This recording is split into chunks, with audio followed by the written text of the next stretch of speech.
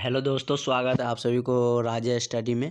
आज हम लोग डिस्कस करते हैं मैथ का टॉपिक समांतर श्रेणी, जो आप लोगों के लिए बोर्ड के एग्ज़ाम के साथ साथ कम्पिटिटिव एग्ज़ाम के लिए बहुत ही यूजफुल होता है, क्योंकि यह पूरे कंसेप्ट पे आधारित होता है। और इसको हम आज बहुत ही इजी तरीके से बताएंगे, जो आप लाइफ में कभी भी नहीं भूलिएगा।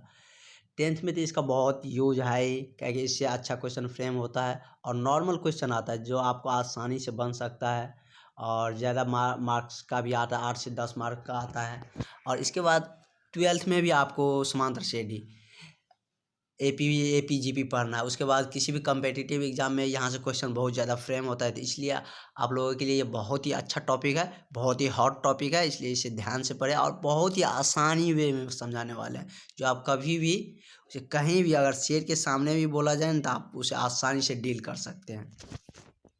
देखते हैं, पहला टर्म इसमें आता है समांतर श्रेणी। समांतर का मतलब क्या होता है? समांतर, यदि हम दो लाइन लिए, ये दोनों के बीच की दूरी हमेशा बराबर हो, मतलब दोनों के बीच की दूरी हमेशा बराबर हो, तो उसे हम क्या बोलते हैं? समांतर बोलते हैं, समांतर लाइन बोलते हैं। समांतर का मतलब समझिए, यदि दो लाइन या दो कोई ऐसा चीज़ जिसके बीच की दूरी क्या हो, हमेशा इक्वल हो, बराबर। और श्रेणी का मतलब क्या होता है कि स्टेप बाय स्टेप, मतलब क्रमबद्ध तरीका से सजा लो। जैसे सीढ़ी होता है, एक के बाद एक के बाद एक होता है, उसी तरह ये समांतर श्रेणी का पूरा फॉर्म क्या हो गया, मतलब इसका ये हो गया कि ऐसा क्रम जिसमें प्रत्येक संख्या के बीच की दूरी क्या होना चाहिए? इक्वल होना चाहिए, बराबर होना चाहिए। चलिए डेफिनेशन देखते हैं क्या है। समांतर श्रेणी संख्याओं का वैसा क्रम, क्या है? संख्याओं का वैसा क्रम जिसमें प्रत्येक संख्या के बीच की दूरी क्या हो? बराबर हो। बहुत ही इजी वे में, शॉर्ट में थ्योरी भी लिखे हैं जो आसानी से आप समझ सकते हैं। मतलब संख्याओं का वैसा क्रम, ऐसा सजा हुआ संख्या जिसके बीच की दूरी है सभी, यानी कि सभी दो संख्या के बीच की दूरी क्या होना चाहिए? इक्वल होना चाहिए, बराबर होना चाहिए, तभी वह किस में आएगा? समांतर श्रेणी में आएगा। जैसे देखते हैं, 2, 4, 6, 8 से कोई भी संख्या या कोई भी चीज़ को क्रमबद्ध तरीका से सजाया हुआ रहता है ना, तो उसको हम, और दोनों की दो संख्याओं के बीच की दूरी यदि बराबर दिख जाए तो वो हम समझ जाएंगे क्या है? समांतर श्रेणी में। जैसे यहाँ पे दिया है 2, 4, 6 और 8। देखिए, एक क्रमबद्ध तरीका से बढ़ रहा है, 2 के बाद 4 आया, 4 के बाद 6, 6 के बाद 8। और हम देखते हैं क्या दोनों के बीच की दूरी, सभी संख्याओं के बीच की दूरी बराबर है, तो बीच की दूरी निकालने क्या होगा कि अगला में से पिछला से बार घटाएंगे या देख लेंगे। यदि छोटा संख्या है तो देखने से पता चल जाएगा कितना से बढ़ रहा है। जैसे ये 2 है, अगला संख्या क्या है? 4 है, ये कितना से बढ़ रहा है? 2 से बढ़ रहा है। यहाँ 4 है, इसके अगला संख्या क्या है? 6 है, ये भी कितना से बढ़ रहा है? 2 से बढ़ रहा है। 6 के बाद कितना? 8 है, ये भी कितना से बढ़ रहा है? 2 से बढ़ रहा है। मतलब सभी दो संख्याओं के बीच की दूरी क्या है? 2 है, मतलब इक्वल है, बराबर है। तो वह संख्या क्या है? वह श्रेणी कौन सा हो गया? समांतर श्रेणी में।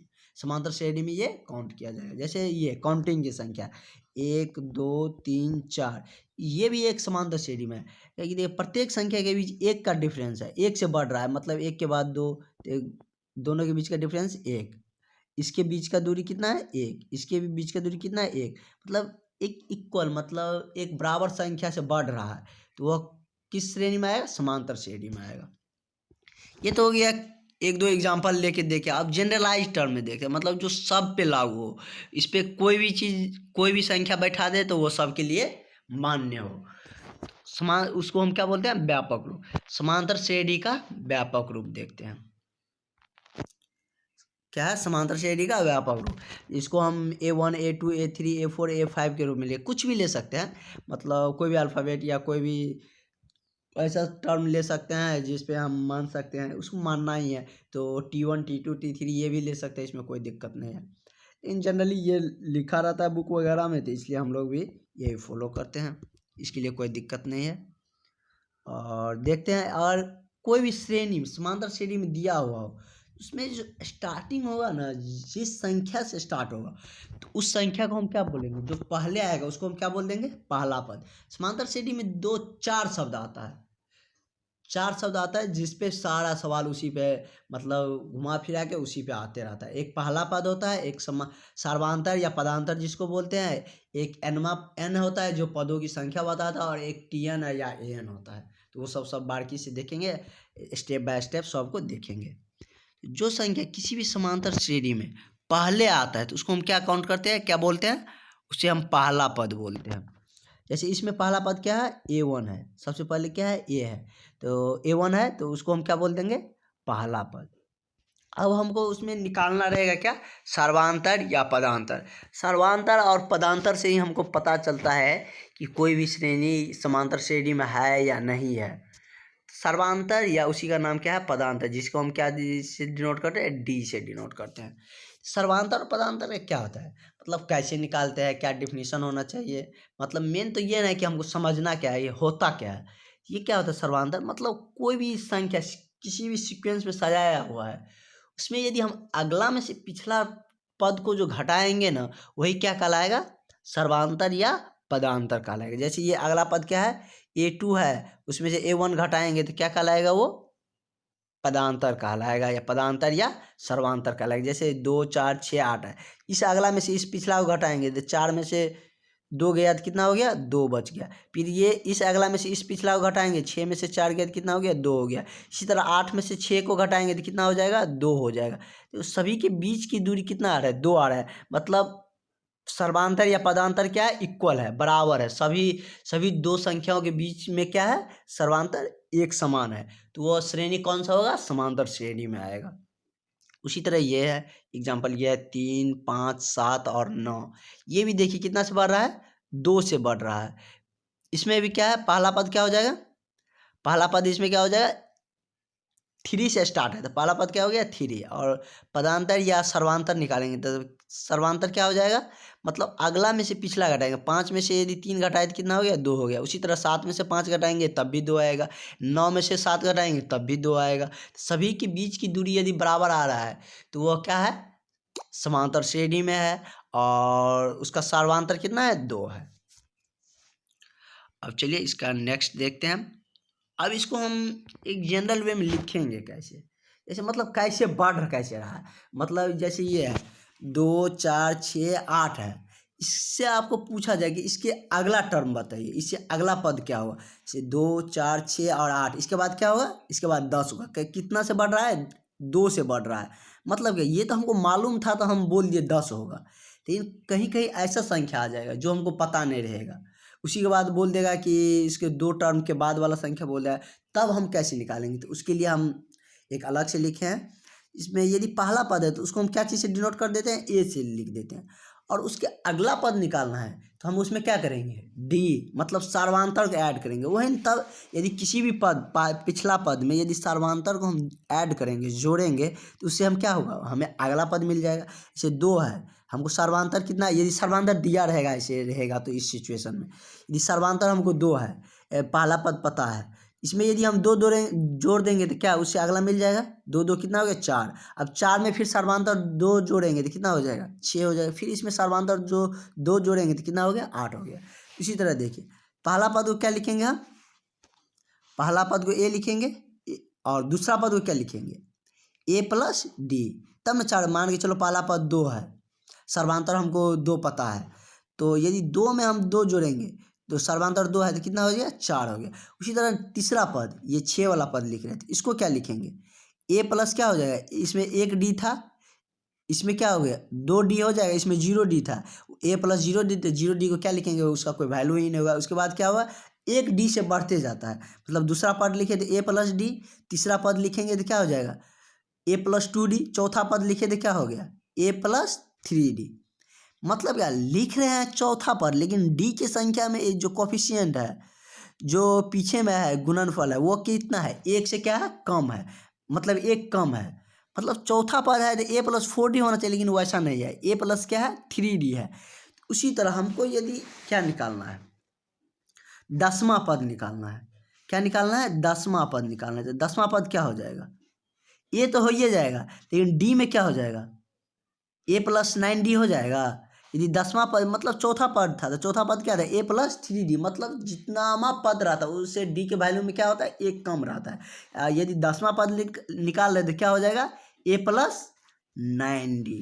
उसी तरह अब हम फॉर्मूला को क्या करते हैं, ड्राइव करते हैं। फॉर्मूला को याद करने की ज़रूरत नहीं है, ये इसी से आसानी वे में आ जाएगा। जैसे टी एन, जिसको हम एनवा पद बोलते हैं या उसको हम AN से भी डिनोट करते हैं।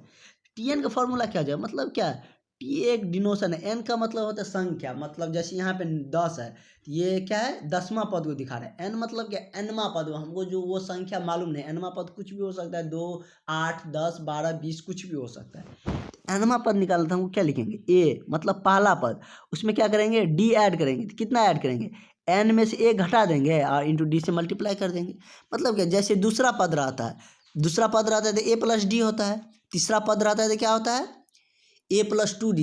पद तीसरा है लेकिन हो क्या रहा है, A+2D, D कितना आ रहा है, 2D आ रहा है, चौथा, उसी तरह चौथा पद है तो A तो सब में कॉमन है, चौथा पद में 4 नहीं आ रहा है, 3D आ रहा है। उसी तरह Nवां पद है तो N नहीं आएगा, N में से क्या हो रहा है, एक घट रहा है, मतलब सब में से क्या, जब D वाला टर्म लिखते हैं तो उसमें क्या होता है, जो संख्या जमा पद रहा था उसमें से क्या होता है, एक घट जाता है, मतलब यहाँ पे चौथा पद लिखना था तो क्या हो गया, 4 - 1 मतलब 3D। चौथा पद क्या है, A+3D। उसी तरह Nवां पद लिख रहे थे, A प्लस क्या हो जाएगा, N-1 इंटू D। उसी तरह यदि हमको 11वां पद बोला जाए, बोलेगा T 11वां पद, मतलब 11वां पद निकाले, या तो फॉर्मूला में बैठाएंगे A+N-1 इंटू D, या हम डायरेक्ट लिख सकते हैं A प्लस क्या हो जाएगा, 10D, एक घट जाएगा और A पता रहेगा, D पता रहेगा तो Nवां पद 11वां पद निकल गया। इजी वे में आप समझिए। अब यहाँ पे लिखे हैं TN का मतलब क्या होता है, Nवां पद, जमा पद का रहा है निकाल, जैसे यहाँ पे 10वां पद का रहा है तो उसी को क्या बोल रहे हैं, Nवां पद। मतलब N क्या दिखाता है, पदों की संख्या दिखाता है जी। इसी तरह यहाँ पे रहेगा 12वां पद निकाले, T12 निकाले तो T12 बराबर क्या लिखेंगे, A प्लस क्या, एक घट जाएगा, 11D हो जाएगा। उसी तरह T20वां पद, मतलब 20वां पद आपको बोलेंगे निकाले तो क्या हो जाएगा, A+19D, क्या हो जाएगा, A+19D। तो अब नेक्स्ट, यदि कोई भी सीक्वेंस सीरीज यदि समांतर श्रेणी में दिया हुआ है और आपको बोला जाए कि उसका योग निकाले, समांतर श्रेणी का क्या निकाले, योग निकाले, तो उसके लिए क्या फॉर्मूला होता है, S मतलब सम होता है, SN बराबर क्या हो जाएगा, N/2 into 2A plus N-1 into D, क्या हो जाएगा, N/2 into 2A plus N-1 into D। इसी की यदि हम इसको और ड्राइव भी कर सकते हैं, N/2 2A को क्या लिख सकते हैं, A प्लस, 2 बार A लिख सकते हैं, A plus A into N-1 into D। अब ये देखिए, ये एक फार्मूला था, TN का फार्मूला था A plus N-1 into D। इसकी जगह हम क्या लिख सकते हैं, या तो TN को ही हम क्या बोलते हैं, L से भी कहीं कहीं लिखते हैं। यदि आपको कोई सवाल दिया हो, उसमें आपको TN दिया हुआ है 20, यदि कहेगा कि पदों की संख्या निकाले, यदि मतलब कहेगा 10 पदों की संख्या निकाले, पहला पद भी दिया रहेगा और क्या दिया रहेगा, TN पद भी दिया रहेगा, TN पद का मान दिया रहेगा 20, तो हम ये फॉर्मूला नहीं लिखने, डायरेक्ट लिखेंगे N/2, N दिया हुआ है 20, 10 तो 10 लिखेंगे, A का जो वैल्यू दिया रहेगा वो लिखेंगे और TN का जो मान दिया रहेगा वो लिखेंगे। यदि ऐसा नहीं है, यदि नहीं दिया है तो ये फॉर्मूला लगाएंगे। माध आप लोग जानते हैं स्टैटिक्स में, मतलब इसमें सांख्यिकी में पढ़ते हैं, माध्यमिक का चैप्टर में। लेकिन इसमें एक क्या है कि समांतर माद, मतलब कोई भी समांतर श्रेणी में दिया, समांतर श्रेणी आप जानते हैं कि मतलब सभी संख्याओं के बीच की दूरी क्या होनी चाहिए, बराबर होनी चाहिए, और उसका माद बोलेगा निकालने, तो उसका माद क्या होता है, उसका माद होता है क्या, मतलब पहला पद, जो उसमें पहला पद दिया रहेगा प्लस अंतिम पद बाय क्या हो जाएगा, बट्टा 2, मतलब समांतर माद क्या हो जाएगा, पहला पद प्लस अंतिम पद बट्टा 2। जैसे ये दिया है, ये समांतर श्रेणी में दिया है, इसका कहेगा समांतर माद निकालें, तो पहला पद क्या है, 2, क्या हो जाएगा कि 2 प्लस 8 बट्टा 2, तो कितना, 8 10 बट्टा 2, 5 हो गया। तो उसी तरह समांतर माड हम निकाल सकते हैं। अब हम लोग देखते हैं इस पे कुछ इजी क्वेश्चन जो आपको कंसेप्ट को और क्लियर करेगा। थ्योरी आप जितना इस चैप्टर से रिलेटेड जितना भी थ्योरी था आपको सभी बता दिए, इसमें बहुत ज़्यादा थ्योरी नहीं है, इसी पे क्वेश्चन आता है और क्वेश्चन को कैसे डील करना है वो हम आपको दिखाते हैं कुछ क्वेश्चन के माध्यम से। यदि क्वेश्चन 1-2 कवर करेंगे तो थ्योरी भी अपने आप क्लियर हो जाएगा। और थ्योरी को क्लियर रखिए क्योंकि क्वेश्चन अनंत यात्रा है, उसको हम कभी नहीं पकड़ सकते। यदि हम पकड़ सकते हैं तो थ्योरी को पकड़ सकते हैं। यदि हमको थ्योरी अच्छा से कंसेप्चुअली पता है, किसी भी सवाल को हम उसको हम टारगेट कर सकते हैं, उसको हम अच्छा से बना सकते हैं। देखते हैं क्वेश्चन नंबर पहला क्या है, निम्न में से कौन समांतर श्रेणी में है, निम्न में से कौन समांतर श्रेणी में है। समांतर श्रेणी को पता करने के लिए हमको क्या है, क्या चाहिए कि मतलब दो सभी पदों के बीच का डिस्टेंस क्या होना चाहिए, बराबर होना चाहिए। तो पहला देखते हैं, इसमें देखिए क्या 3 है 5 है, ये 2 से बड़ा है, इसके बाद 3 से बढ़ गया, इसके बाद 2 से बड़ा है, मतलब सभी दो पदों के बीच की दूरी बराबर नहीं। इसमें 2 से बढ़ रहा है, इसमें कितना 3 से बढ़ रहा है, तो यहीं पे फेल हो गया, ये समांतर श्रेणी में नहीं है। उसी तरह इसमें देखते हैं, 2 के बाद 4 है 6 है, ये 4 से बढ़ रहा है, इसके बीच भी डिस्टेंस कितना है 4 है, 10 में से 6 अगला में से पिछला घटाएंगे, 10 में से 6 घटाएंगे तो 4 हो गया। इसके बाद 10 के बाद कितना है 12 है, इसके बीच की दूरी क्या है 2 है, इस दोनों के बीच की दूरी 4 था, ये दोनों ठीक जा रहा था, लेकिन यहाँ पे 2 आ गया, तो मतलब ये भी क्या है, समांतर श्रेणी में नहीं है। अब ये देखते हैं, यहाँ पे 7 है, यहाँ पे 12 है, 12 है, मतलब ये कितना से बढ़ रहा है 5 से बढ़ रहा है, 12 5 17, ये भी 5 से बढ़ रहा है, ये भी 5 से बढ़ रहा है, तो ये क्या है, समांतर श्रेणी में हो गया। ये भी देखिए, ये इसमें से इसको घटाएंगे तो 4 में से -6 घटेगा तो 6 हो गया, इस 6 में से 4 को घटाएंगे तो 2 हो गया, तो ये भी समांतर श्रेणी में नहीं है। तो ऑप्शन करेक्ट ऑप्शन क्या हो गया, सी हो गया।